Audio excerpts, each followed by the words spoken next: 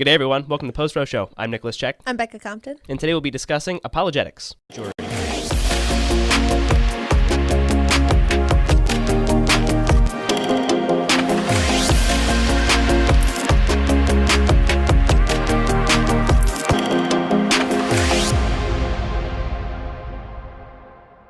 It has been a long time. We haven't done a video since, was it May? I think we haven't recorded one since I think May. Long time. We definitely recorded our last one in May, but it was a little bit before that since our last one came out.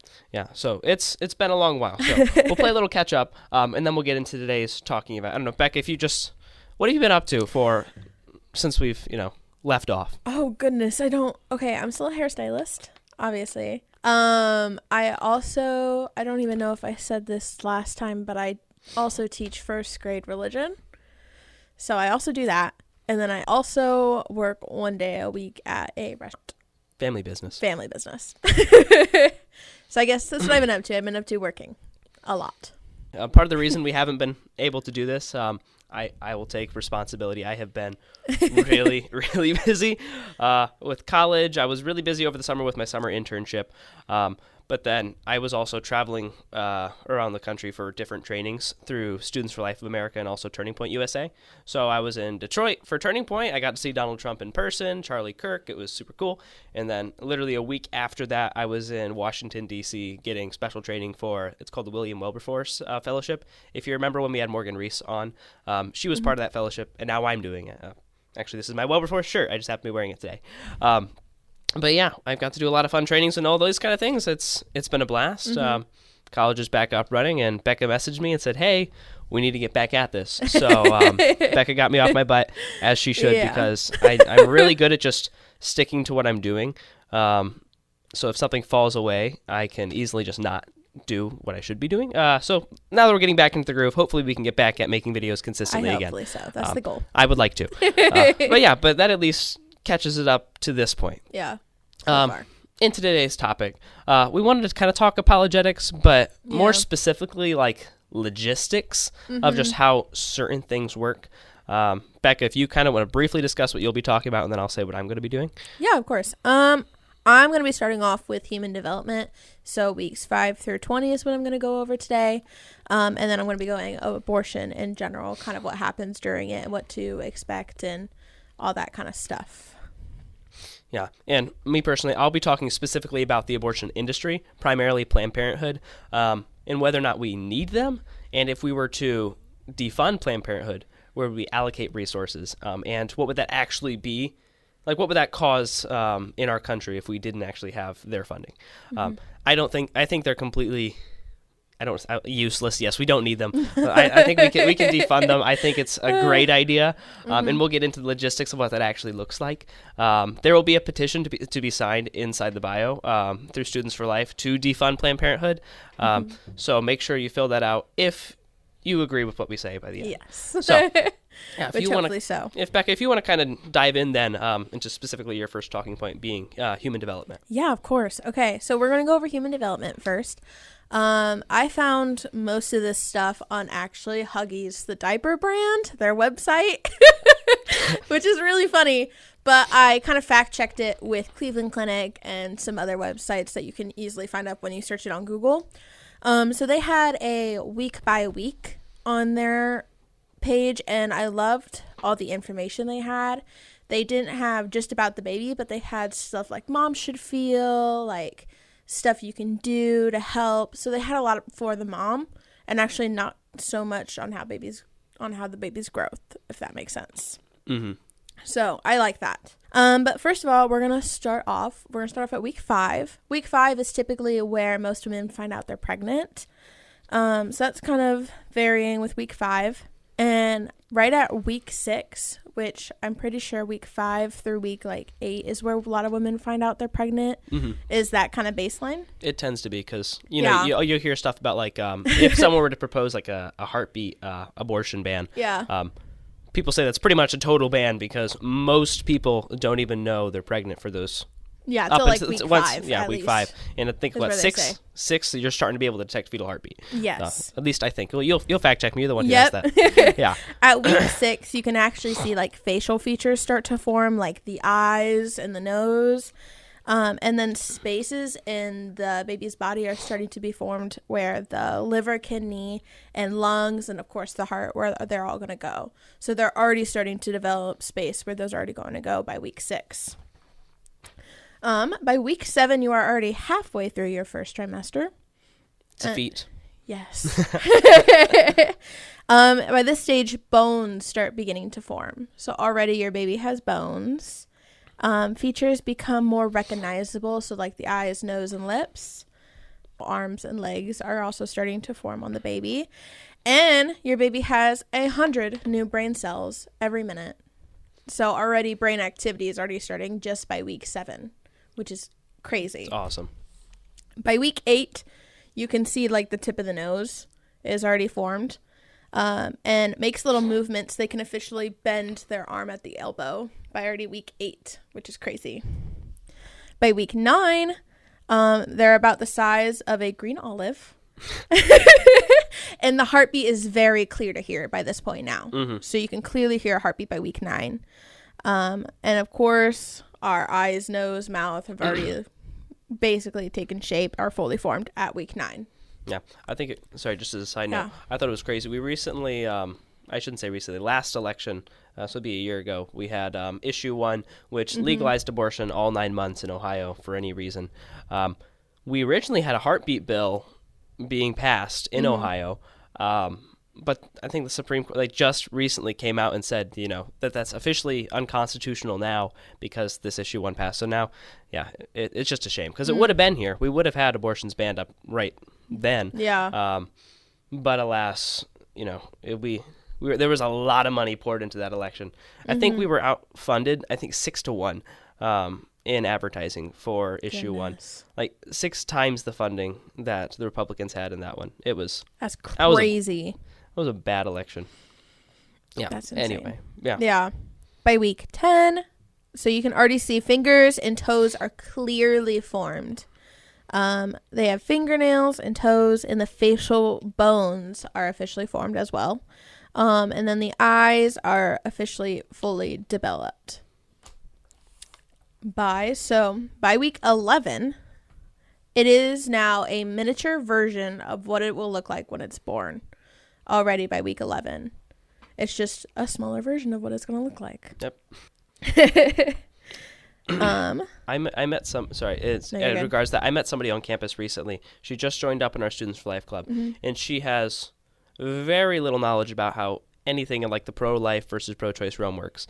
She walked in and she's pretty much like, I know I'm pro-life, mainly because abortion kills a human, so I don't see why we're arguing about it. It was the most refreshing thing I think I've ever seen. It was fantastic. It was like this just straight common sense. You don't need any arguments past, okay, I know it kills a human, so it is wrong. It was fantastic. Yeah, that's she had amazing. no religious background whatsoever. She didn't even know she didn't even know Planned Parenthood did abortions. She didn't know how she knows nothing except that abortion kills a baby.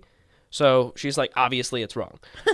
Like that was the extent of her knowledge. But getting to talk to her about this kind of stuff like development, most people don't realize how early this stuff is developed. Like it's happened so early on. Yeah, it's not a cluster of cells, guys. It's not. It's like by already when you find out, like there is already stuff happening.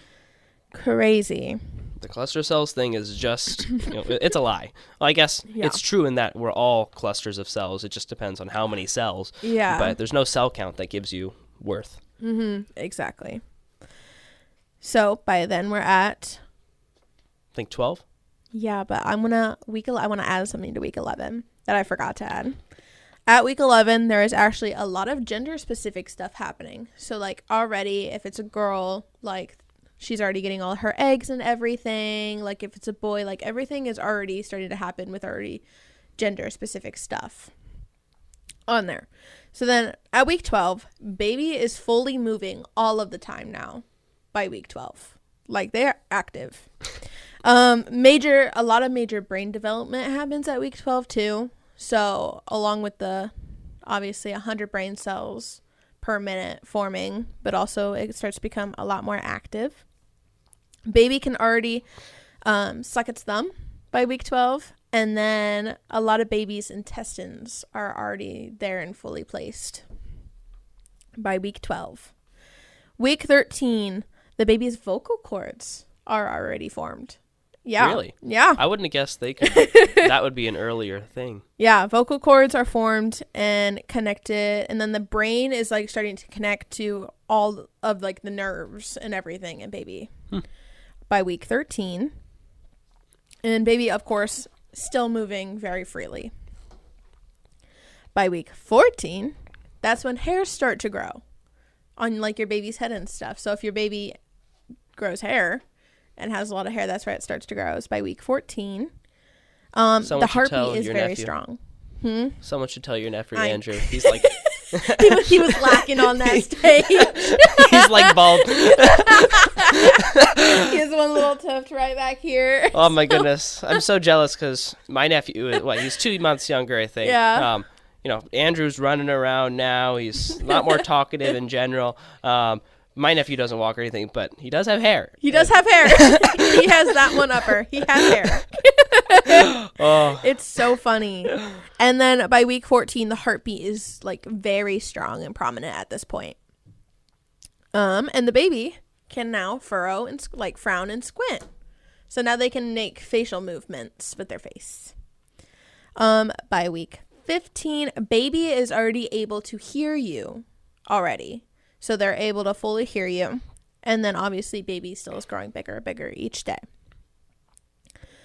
By week 16, you might, they said that a lot of women who have been pregnant already will definitely be able to feel these movements. By week 16, a lot of women can already feel baby moving. Oh yeah, this is cute. Sorry, I'm gonna cut that little part out. I don't like that part. Anyhow, baby now can hold its own umbilical cord. And it specifically said that, don't worry, baby will let go if it's holding on too tight to the umbilical cord. Oh, man, where are all my nutrients going? Yeah. Oh, yeah, shoot. Oh, yeah, I'm holding on to it. I find that so funny already. By week 17, gender is now able to be seen. So now you can see it. Baby can yawn, stretch, make faces, and then baby's fingerprints are already formed by week 17.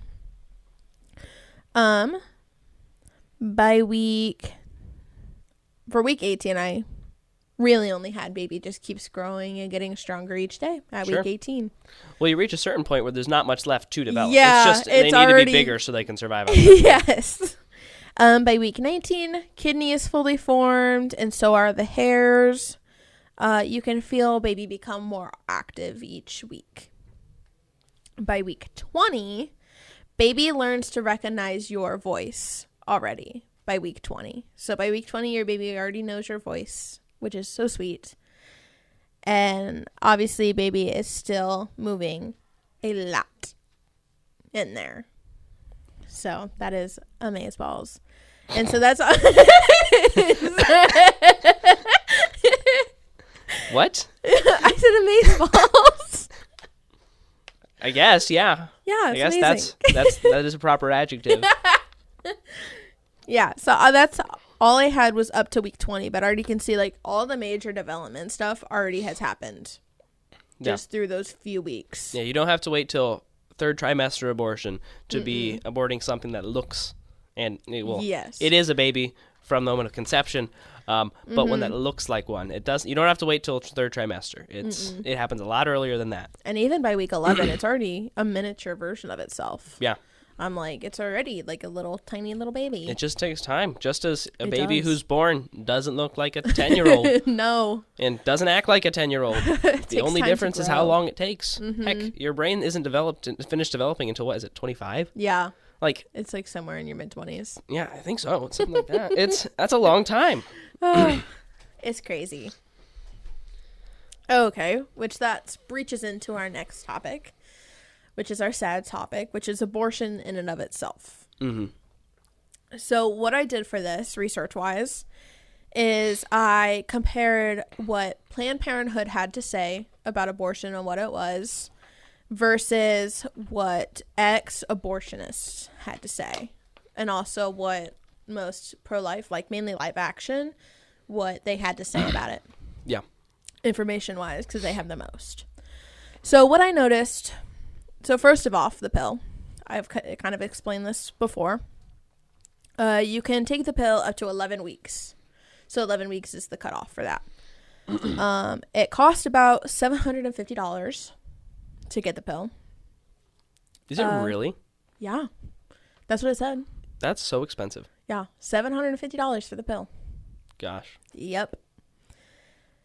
So the first pill, mifepristone, is what you take. They said that it blocks progesterone, which is the growth hormone, to be able to help baby grow strongly, to stop the pregnancy from growing. In pill 2, misoprostol, which you take 48 hours after, and it's used to empty the uterus. They compare it to a heavy period, which is so false, but we'll get into that. Which I do not know. On Planned Parenthood, they actually have percentages on how effective it is. Mm-hmm. So at 8 weeks or less, it's 94 to 98% successful. At 8 to 9 weeks, it's 94 to 96% successful. 9 to 10 weeks, 91 to 93% successful. And they even say that for more of a success, you can take a double dosage of it to have more of a success. And that'll become 99% successful if you take another dosage of it. Gosh. And at 10 to 11, it's 87% successful unless you take that extra dose, which becomes 98% successful. And I found it so fascinating that through all of this research, they never, ever refer to baby as a baby. Mm-hmm. It's always a pregnancy. Loss of a pregnancy. Yeah. What is a pregnancy? Which is crazy. Yeah. Pregnancy is the act of, like, it's the time you have conceived a child. Literally. It's ridiculous. It's the definition. And the amount of misinformation that goes out specifically about the abortion pill. I think one thing that we should talk about was the Georgia case. People bring this up all the time. Mm-hmm. You'll hear, well, we can't vote for Trump because of Trump's extreme abortion bans that don't exist. Trump doesn't support abortion bans. He doesn't. He supports certain restrictions, but primarily just, leave it to the states. Yeah. But there was an instance in Georgia where a woman died of the abortion pill, and people want to blame it on, Trump's abortion bans, but I think this one specifically should be talked about because I think the details are kind of cloudy. So specifically what happened, a woman took the abortion pill. She had to go out of state to get it because she couldn't get it, and she was already past, I can't remember if Georgia has an actual cutoff date, but anyway, she couldn't receive the pill inside Georgia, so she had to leave the state. She got the pill, brought it home, and took it. Eventually hemorrhaged because it didn't go well. Went to the doctor, did not receive proper medical care, and died. Mm-hmm. What the pro-abortion side will say is, oh, she could not get care because it was illegal. The doctors couldn't do anything because they would be arrested, which isn't true. And I think before you even go to what the doctors should have done, you should look at what actually happened to that woman. Mm-hmm. Because what happened is she died because of the Biden-Harris administration removing the restrictions and regulations we had for the abortion pill in 2020 because of COVID. So when COVID hit, the abortion pill, they removed these certain restrictions that were you needed to have an ultrasound before and after you took the pill to make sure you didn't have twins, make sure it wasn't past a certain cutoff, like age, and to make sure after the abortion pill there was nothing left. Well, this woman had twins, but since they did not have this ultrasound screening, she took the pill anyway, and ended up, that caused the severe issues and why she had this infection, and ended up dying of the pill. So they want to blame it on Trump's policies, but actually it was the Harris administration's removing of the regulations that got this woman in trouble. When she went to the doctor, she actually could have received help from these doctors, but they did not help her, and we don't necessarily know why they didn't help her. There are two different possible reasons. One, three. One would be malpractice. They just didn't do anything, but I don't think they didn't do anything just because they didn't want to. Mm-hmm. They eventually did it, but they waited too long. Two was they didn't understand the law. Or three, they didn't know what was going on because the records have not been posted as to why they didn't help this woman. We don't know specifically. People want to say it was because they didn't know if they could, break this law. But you had an instance of this exact same thing happening, of a woman going to the hospital because of an abortion pill in New Mexico, and dying, where it was allowed. She could have abortions in New Mexico, but they didn't. She still died of it because these pills kill people. That's just the reality of it. But they want to blame it on the pro-life laws, which left exceptions for when this stuff happens. But they blame it on us when, guess what? It's not our fault. It's actually the Biden-Harris administration. So interesting. And so then comparing, so that's what Planned Parenthood said about the pill and everything. So what, I got this from Live Action. So what Live Action said about it was the pill has been here since 1980. So that's when it was first created. Obviously we know it starves baby of their nutrients, of progesterone, which is the hormone that they need to grow. Women commonly are able, when they take the second pill, mifepristol, and they pass the baby, typically a lot of women are actually able to see like their baby and like the sac, or even see baby parts. Yeah, well, they tell you flush and don't look. Yeah, and that's just crazy. And I think this is very interesting that the father of the pill, which a guy made it, women might like to know that a guy created the pill. I might butcher his name a little bit. Razul Uclaf? I don't know. He's French. The pill originated from France. And actually, the company, who I don't know if they bought his idea with the pill. I don't remember exactly what happened, but you can look it up on Live Action. But the pill actually came from a company who used to make gas for Nazi gas chambers, which is crazy. That literally the pill, which is toxic practically, came from another place that used to kill people. Like, that's crazy. And I did not know that. And then finally, our last little fact, it came to it came to America, my bad, in 1993 as well. And if you want to learn more about that, Live Action has an amazing video on all like the history of the pill and where it came from and all that stuff. So that'd be really interesting if you go look that up. So there's that about the pill. Second thing, in-clinic abortions is what they call them at Planned Parenthood, known as the surgical abortion, right? I cannot talk. Planned Parenthood claims that it's not a surgical abortion because it's not technically a surgery. So they prefer to use in-clinic abortion is the terminology they like to use. This is a little quote. In-clinic abortion works by using a suction to take pregnancy out of your uterus. It just takes pregnancy out of it? It just takes pregnancy out of your uterus. Was that the actual? Is that the actual? That's word for word what they said. I didn't know on their website. Take pregnancy out of your uterus. Yep. And again, they deny the fact of that baby is even a baby at all. And it is crazy. And they just say pregnancy. They leave it so broad. So if you have twins, do they say you are holding two pregnancies? Like, I guess it would be you'd have two pregnancies. You would have two pregnancies. I guess. I honestly don't know. So our first common one, I guess, is the suction abortion. That's most common from 14 to 16 weeks is where that typically ranges from. Our second one is a dilation and evacuation, known as a D&E. Okay, that happens at 16 plus weeks. So apparently after... Okay, so for suction abortions, apparently they will give you pain meds beforehand, or sometimes they'll even put you to sleep. I did not know that before suction abortions. And then for a D&E, they literally have to dilate you before the procedure. So literally this could take hours or even days to even do before a D&E, because they have to dilate you to make sure they're even able to get baby out of there.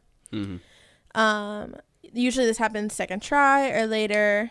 And they always, at Planned Parenthood, still refer to it as pregnancy and never as baby, which is so they don't even use fetus anymore? No, they always use pregnancy. Do you think they realized that fetus meant offspring and they had to stop using that word too? Mm-hmm. Probably. Okay. So, first of all, we have our suction abortion. This is from the ex-abortionist. So, for a suction abortion, what happens is they take, obviously, the suction tube thing, and they're able to bring it up, and then they suck baby limb by limb, so ripping baby limb by limb out of your uterus. And I think typically the head is normally small enough to get out at that point, with that first abortion not being a D&E, able to get it out with the suction. So it's literally ripping baby limb by limb out of there. Now our D&E, which is this doctor, his name is Dr. Anthony Lavatino, I think is how you say his name. I could be butchering that. But he said this it's okay, under he court. butchers people. Yeah, used to at least. Oh. He said this in court. Oh, this is this is the former abortionist. Yes. He said this in court. He had to say it very fast, but you can look it up for yourself if you want to. He normally performed abortions 14 to 24 weeks. This one specifically, I don't know. He said like one of the girls he did, she was only 17 years old and baby was 22 weeks. Okay. A D&E is basically a blind abortion, is a lot of times how doctors perform it. Now, some doctors do have ultrasound guided, but a lot of times they're blind. So they first describe by pulling baby limb by limb. So we'll put a picture of the tool that's used. And it basically has sharp teeth on the end so that they're able to grab and pull. So they're able to blindly go in and grab a limb and basically tug on it real hard and pull it out, is basically what they're doing. He said, I quote, this is a little disturbing, so beware. You know if you have did it right if white stuff comes out, and that's the baby's brains. So you know that if you have successfully crushed the skull to get the head out, because they need to crush the skull to be able to get it out because it's too big, that if white stuff comes out, that's the baby's brains, and he has successfully done the abortion. He has done specifically over 1,200 abortions. Gosh. Himself. But that does not count his training. So he has probably done more than that. If you do not get all of the pieces of the baby out, a lot of times women will come back if infected. Infection is a huge part, and even Planned Parenthood never said there's really any risks with abortion at all, but infection is a huge part of this.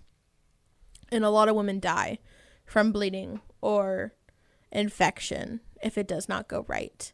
And a lot of times ambulances are not called for these women who die there.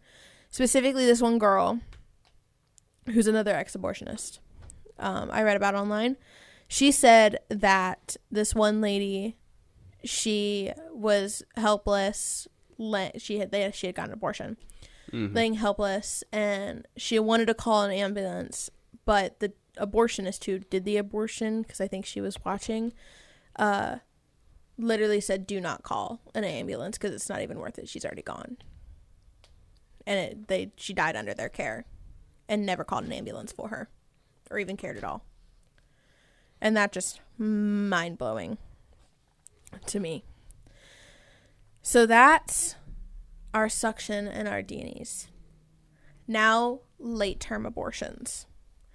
Late-term abortions, Planned Parenthood denies that they exist at all. I have looked it up on the official Planned Parenthood website, searched up late-term abortions. They say that is a fictional saying, or that it's made up by pro-life advocates, saying that's completely made up. Does not happen at all. It doesn't happen, but they're also going to fight for legislature to make sure it can. Yep. But they deny its existence at all. It's the old, it's not happening and it's good that it is argument. Yeah. It's kind of like the idea of unregistered citizens voting. It's like, well, we don't have illegal immigrants voting, but they're going to make sure that there's not proper restrictions to make sure they couldn't. So It's not happening, It's a good thing that it is. It's crazy. And a great movie you can watch if you want to is it's about Kermit Gosnell. Mm-hmm. Is the movie just called Gosnell? I think it's called Gosnell. It's gut-wrenching. House of Horrors. He performed, I don't even know how many late-term abortions. Was it a lot, or was it just those? It was a lot. Only like 3? No, he's done quite a few. I'm like, he's done a lot. And it was more than 3 because he was charged for more than 3 counts of murder.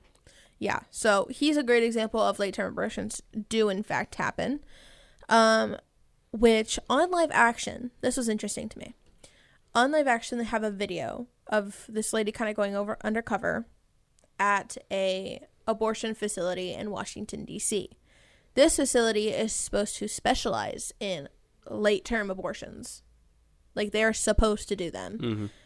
And so she goes there, and he gives her all the information. And it is crazy that in a lot of these videos that I saw in live action of ladies with actual counselors at, like, Planned Parenthood, a lot of them will define what a pregnancy or what a baby is by the mom's definition of what she wants to hear, which is so intriguing to me that they're like, well, what do you consider this to be?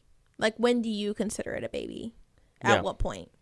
So basically taking the mother's definition and make her feel more comfortable for losing this baby to abortion, which is crazy.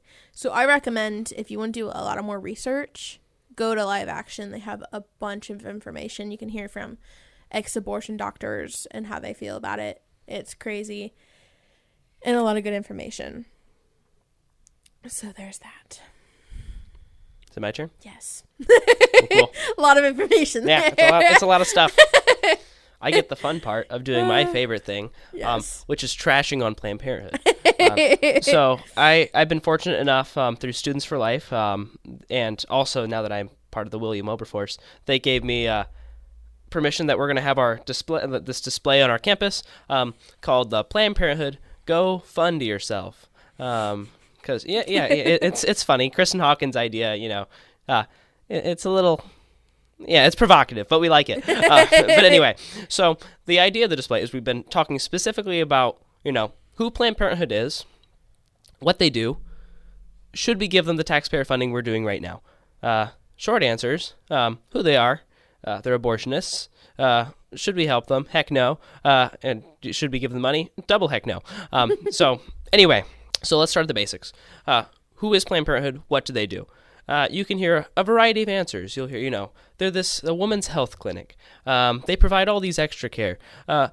If you want to know what I think it's Dr. Lena Wen, so the CEO of Planned Parenthood, former CEO, she says their core mission is providing, protecting, and expanding abortion access. So don't come up with your own definitions. That's the former CEO. That is what she says Planned Parenthood's core mission is, expanding abortion and protecting abortion access. So, yes, they're an abortion clinic. Mm-hmm. Some provide extra stuff, but you'll see it with every year the numbers go down. They provide less extra services, and they're doing more abortions. So to give you specific numbers, in 2021 to 2022, they did just short of 400,000 abortions in America. They do 1,072 a day. So you have about 392,000.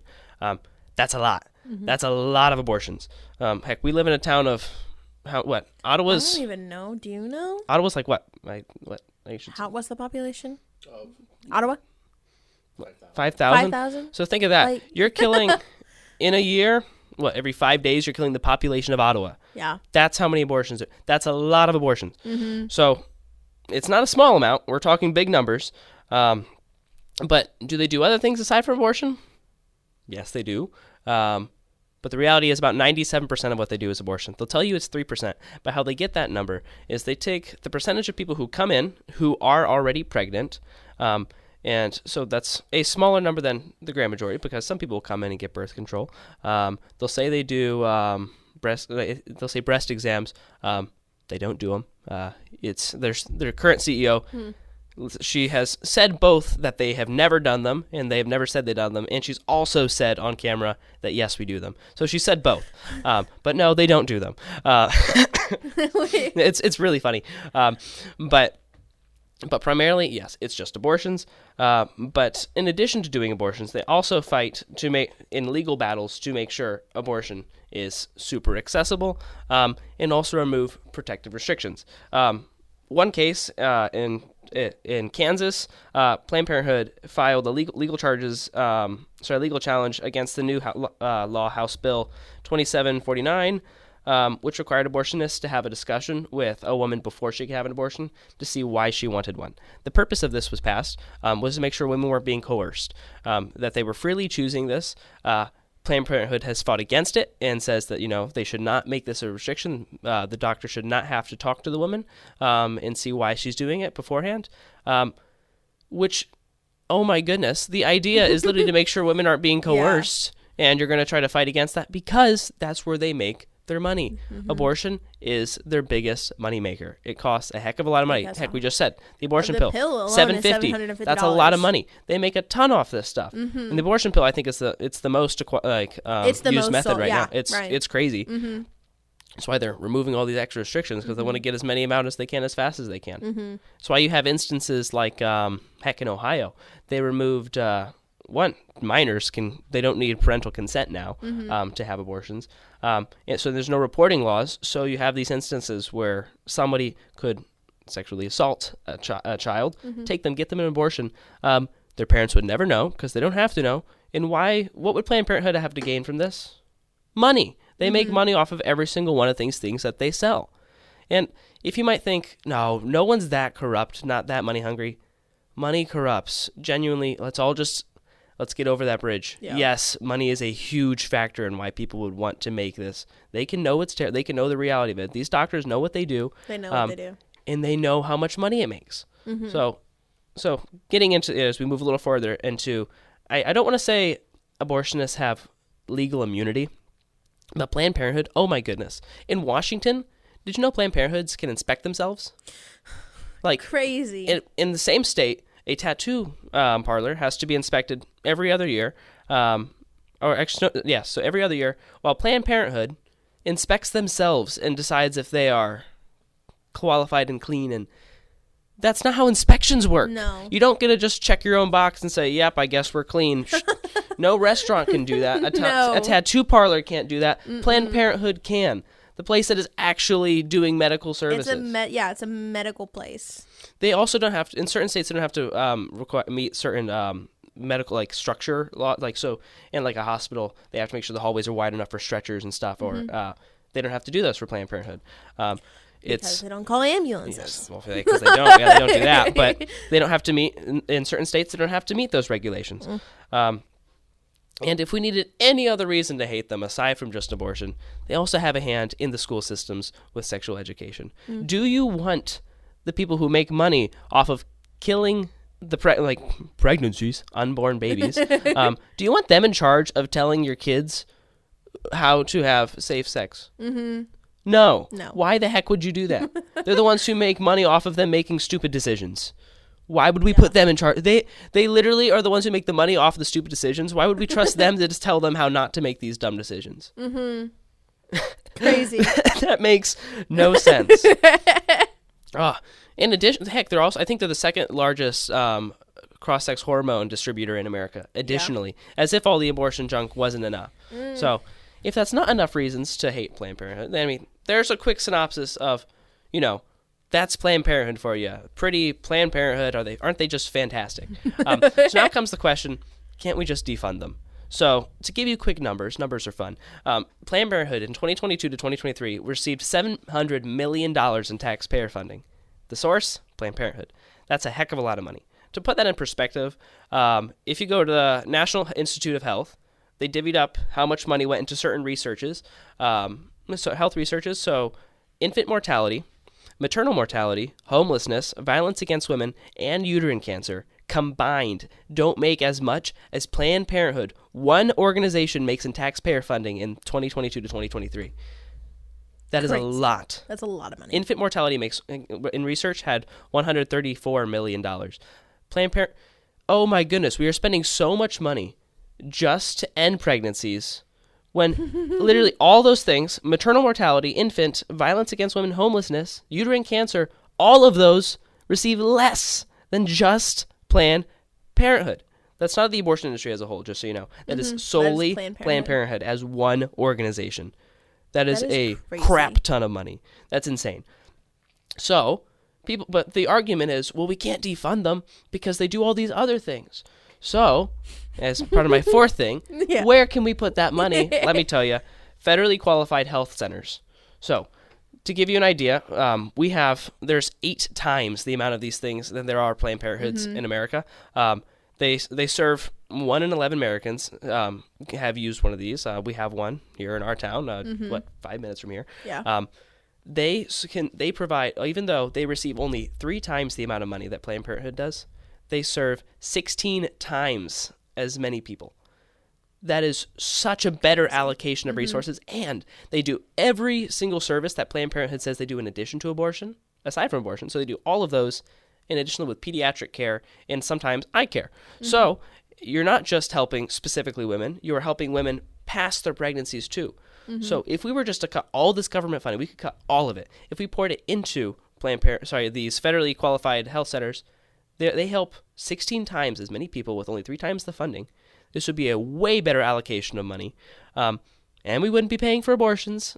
We can just stop doing that. I mean, if we can agree that that's wrong, I mean, we could just throw this whole argument out the window and say defund them. But if you're looking at solely a materialistic, where's our money best spent, it's in these. Because you're helping women past pregnancies and during them. It's fantastic. And just a couple other benefits of them, if we did them, they're held to higher health standards than Planned Parenthood because they have to meet government regulations and inspections. They can't just inspect themselves like Planned Parenthood. They can't just say, well, I guess we're clean. Check. Nope, they actually have to be inspected, which is fantastic. I mentioned the pediatric care, but it's just remarkable. And they're so much more accessible. I think Planned Parenthood, well, I guess I could do the quick math, but if you're talking like 1 in 11 Americans use these things, you know how many people actually use Planned Parenthood? I'll tell you what, it ain't that. Ask around how many people you know actually go to Planned Parenthood. It's not going to be every 1 in 11. We're helping 16 times as many with these. And, crazy. Okay, just backtracking a little bit. Isn't $700 million insane?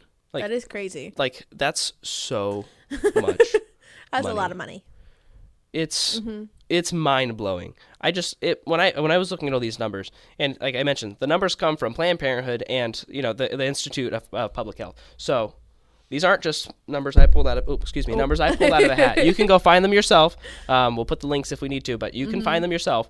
It's just mind-blowing. And additionally, we could also put the money towards pregnancy resource centers. I think if you want to talk make sure we don't lose anything by getting rid of Planned Parenthood except for abortion, you keep all those with the federally, the FQHCs. So you keep all that and more. But the pregnancy resource centers outnumber abortion clinics. They do. In a crazy number. In Ohio, we have the highest per capita. I think it's almost 20 per abortion facility in Ohio. We have a lot of pregnancy resource centers. They're free. Provide actual good life-affirming resources. Yes. They're not mislead. Like they'll say, well, Planned Parenthood, they do adoption referrals, and they'll do these extra. You call up Planned Parenthood, they'll tell you, we don't do those. They don't do those. You look at their numbers. Look at how their annual reports. They don't do referrals. No. That's just not something they do. If you go to these, they can help you put your child up for adoption and find actual ways that you can give birth, protect your child instead of just killing it. It is amazing what pregnancy resource centers do. They even help you with learning how to learning your finances, helping you budget.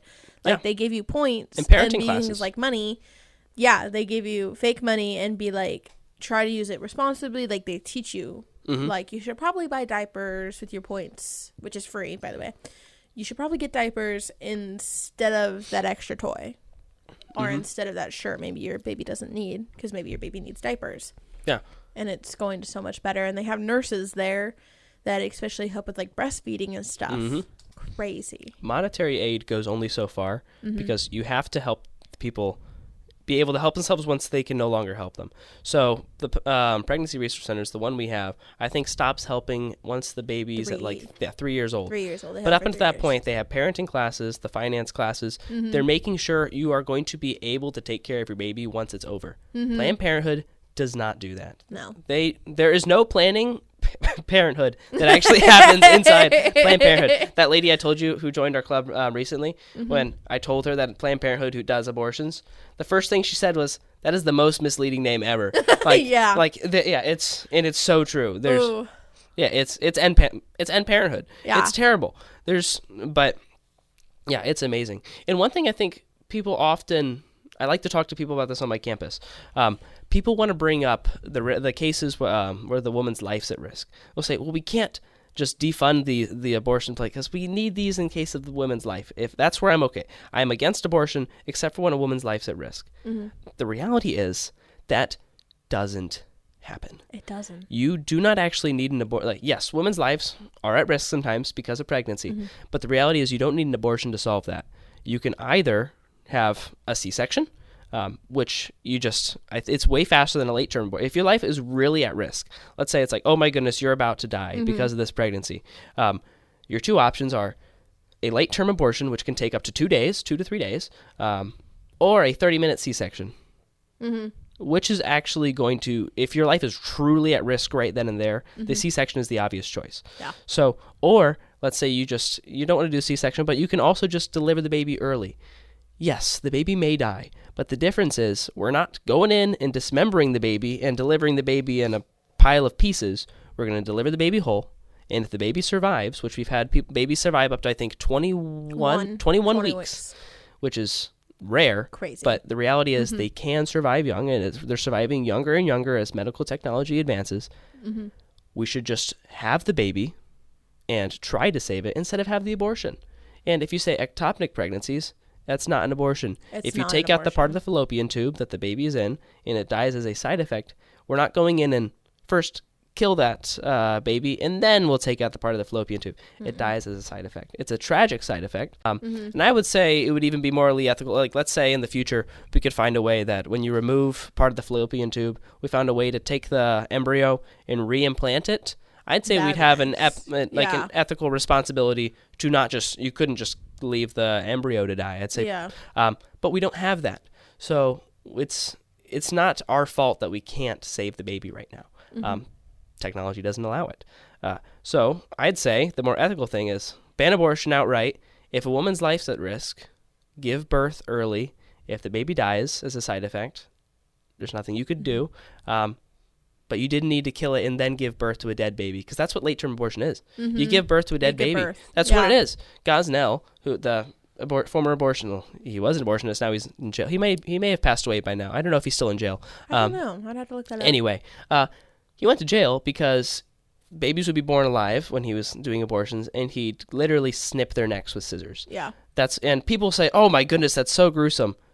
The alternative was literally dismember them in the womb. The only difference is it's inside the womb or outside the womb. Both are gruesome. But yes, the natural is like, it's gut-wrenching, the thought of literally snipping babies' necks. Yeah. But the only difference is whether it's inside or outside the womb. So what I say, if you're, instead of just doing those late-term abortions and, dismembering them, just give birth. Just give birth and to the baby. Try to help the baby. If it dies, yes, it's sad, but try. That's the ethical thing to do. And if baby passes, then you be there for the mom. And the grieving process of that little baby that just died. Yeah. Yeah, but in short, do we need Planned Parenthood? No, we don't. From no standpoint. There's no reason we should be... There's so many better resources. There's no reason we should give them another penny of taxpayer funding. So, like I mentioned earlier, there's going to be a petition inside the bio. Sign it. We're going to try to get them defunded. They deserve not one more penny of... They're taking your money. The reality is, your money you put into taxes, congrats. That's going to Planned Parenthood and going and killing kids. Yeah. Woohoo. It's going to fighting policies to expand abortion access, remove protections, and kill women additionally. So let's just do everybody a favor and not give them one more penny, drive them out of business, and actually go back to helping women. Isn't that a great idea? That's a great idea. That's the best idea I think that's been had in a long time. And it's the simplest idea. Yeah. Oh, but I think that pretty much wraps up everything we had to talk for today. That is. So let's get into our special thank yous. Special thank yous to Deacon Jeff Compton for having us again in Holy Family Radio. We switched up the setup. They got our logo. This is I kind of like it. Although we don't have the Holy Family Radio sign anymore. But yeah, so I have it on my coaster. Here it is. Oh, yeah, it's over there too, I guess. Yeah, there it is. Yeah, so thank you to them. Yep. Thank you to Becca for getting me off my rear and back into the recording studio. I've been wanting to do it, but I've just been dreading really messaging after so long and being like, hey, can we try? But I appreciate you reaching out because this was a lot of fun. It was. And thank you to our hopefully now secured editor. Hopefully, fingers crossed, if he chooses to do it. Hopefully. The video will be posted. Someone's going to edit it. Someone. Don't worry. Yes. Awesome. I guess then we're wrapping up. Yep. Awesome. Well, thank you guys. Thank you, everybody. Bye. God bless.